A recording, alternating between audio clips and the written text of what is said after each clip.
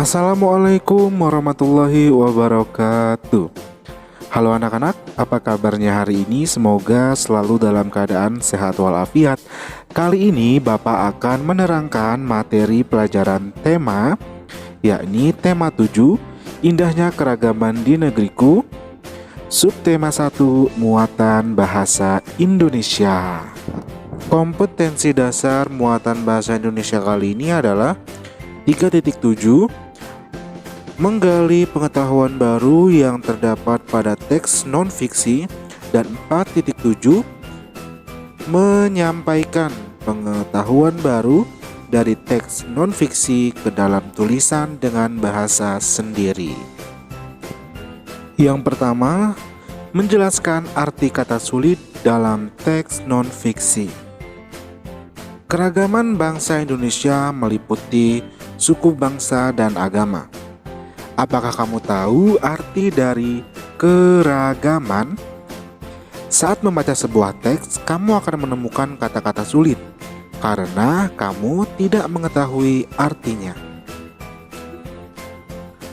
Untuk mengerti arti sebuah kata, sebaiknya kamu mencari arti kata tersebut dalam Kamus Besar Bahasa Indonesia atau KBBI.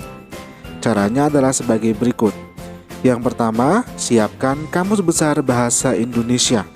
Yang kedua, tentukan kata dasar dari kata yang akan dicari maknanya. Kata dasar keragaman adalah ragam. Carilah pada kolom huruf R dalam kamus.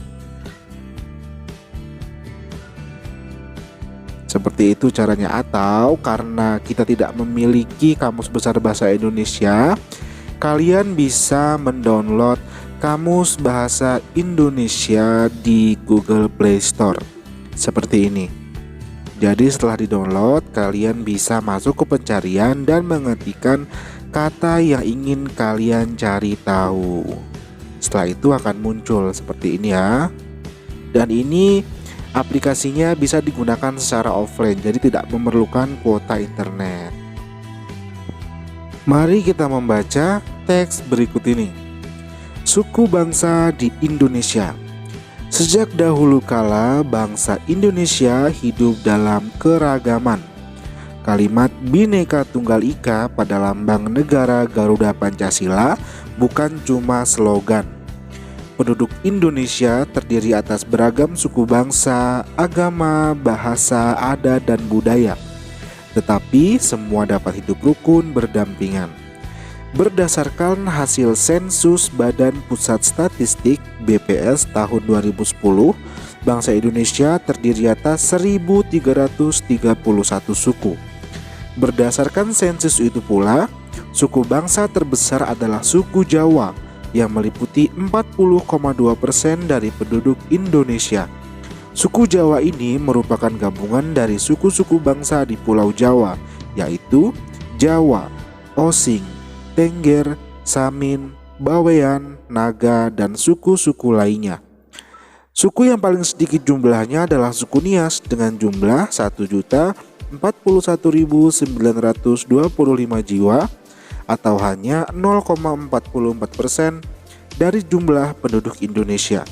Namun, suku-suku Papua yang terdiri atas 466 suku, jumlahnya hanya 2.693.630 jiwa atau 1,14% dari jumlah penduduk Indonesia.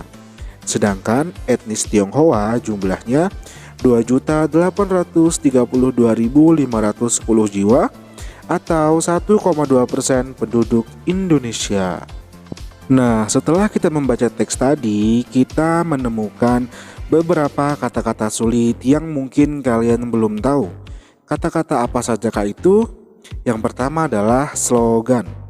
Slogan artinya kalimat pendek yang menarik dan mudah diingat. Selanjutnya ada kata adat, yang artinya adalah aturan atau kebiasaan yang telah dilakukan sejak dahulu. Dan juga ada kata sensus penduduk, yaitu penghitungan jumlah penduduk dalam jangka waktu tertentu oleh pemerintah. Nah, itu tadi adalah kata-kata sulit yang terdapat pada teks bacaan yang telah kita baca tadi. Nah, jika kalian menemukan kata-kata yang mungkin kalian belum tahu atau kata sulit lainnya, maka kalian bisa mencatatnya dan mencari artinya di Kamus Besar Bahasa Indonesia. Bisa juga di Kamus Besar Bahasa Indonesia versi aplikasi yang tadi sudah Bapak jelaskan ada di Google Play Store. Begitu ya anak-anak. Selanjutnya adalah menemukan informasi dalam teks. Salah satu cara menggali informasi dapat diperoleh melalui membaca. Dengan membaca, kamu dapat memperkaya pengetahuanmu. Dalam menemukan informasi penting dari sebuah teks, kamu sebaiknya memperhatikan hal-hal berikut. Yang pertama, membaca judul teks. Yang kedua, membaca keseluruhan isi teks. Dan yang ketiga, mencatat hal-hal penting yang belum pernah kamu ketahui. Nah, berdasarkan dari teks yang sebelumnya sudah kita baca tentang suku bangsa di Indonesia, pengetahuan apa sih yang kamu dapatkan dari teks tersebut? Bedakan pengetahuan yang sudah kalian ketahui sebelum membaca teks dan pengetahuan baru yang kalian dapatkan setelah membaca teks. Nah, kita dapat menuliskan pengetahuan yang sudah kita tahu pada tabel berikut. Yaitu yang pertama, Indonesia memiliki keanekaragaman suku. Yang kedua, Indonesia memiliki semboyan Bhinneka Tunggal Ika. Dan yang ketiga, setiap suku bangsa memiliki ciri khas masing-masing. Nah, untuk tabel yang sebelahnya, yaitu pengetahuan baru yang didapat, silahkan kalian tulis berdasarkan dari teks tentang suku bangsa di Indonesia. Oke, yang pertama berdasarkan teks tadi, yang pertama adalah Indonesia memiliki 1330 suku bangsa. Yang kedua, suku Jawa memiliki jumlah penduduk terbanyak. Dan yang ketiga, jumlah penduduk paling sedikit adalah suku Nias. Tentunya masih ada pengetahuan baru yang kalian dapat berdasarkan suku bangsa di Indonesia. Teks yang tadi silahkan kalian tambahkan sendiri pengetahuan-pengetahuan yang sekiranya baru kalian dapat atau baru kalian ketahui. Begitu ya anak-anak. Yang selanjutnya adalah menggali informasi teks melalui ide pokok. Suatu teks mengandung beberapa informasi penting yang ingin disampaikan penulis kepada pembacanya.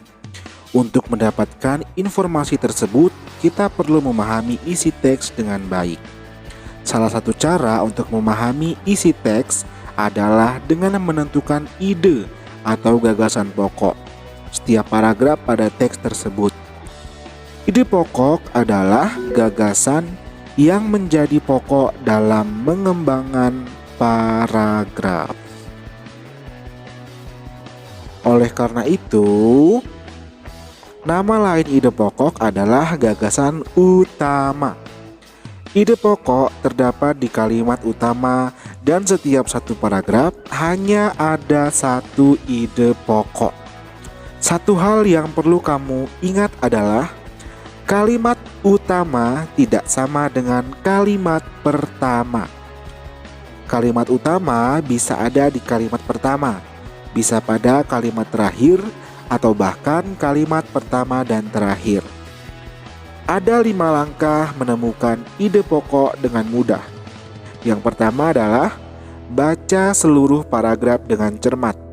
Yang kedua, cermati kalimat pertama hingga akhir. Yang ketiga, baca kalimat demi kalimat sampai kamu menemukan ide pokok paragraf.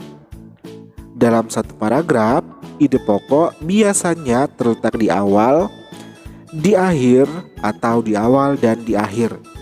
Yang keempat, tandai ide pokok setiap paragraf. Dan yang kelima, tandai info penting dalam tiap paragraf. Oke, setelah mengetahui kelima langkah untuk menemukan ide pokok, kita akan langsung praktik ya berikut ini. Oke, berikut ini adalah contoh untuk menemukan gagasan utama atau ide pokok. Oke, coba silahkan perhatikan paragraf berikut ini, silahkan dibaca. Oke.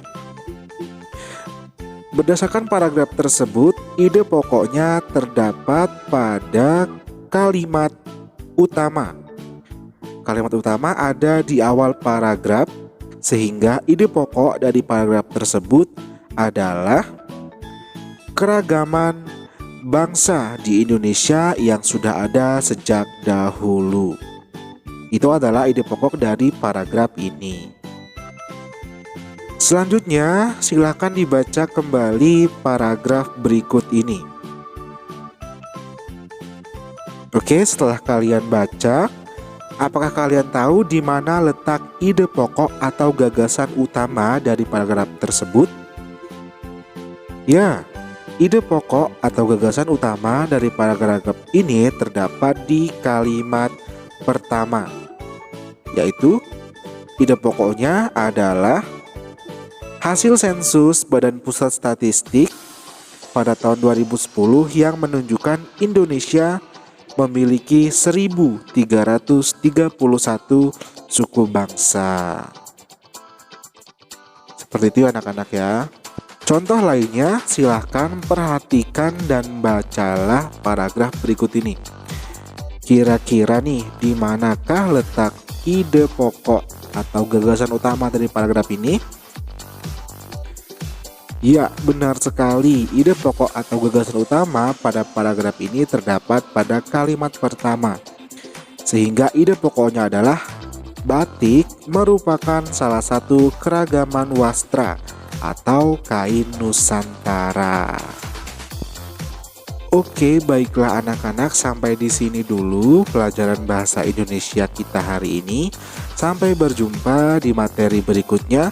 Wassalamualaikum warahmatullahi wabarakatuh.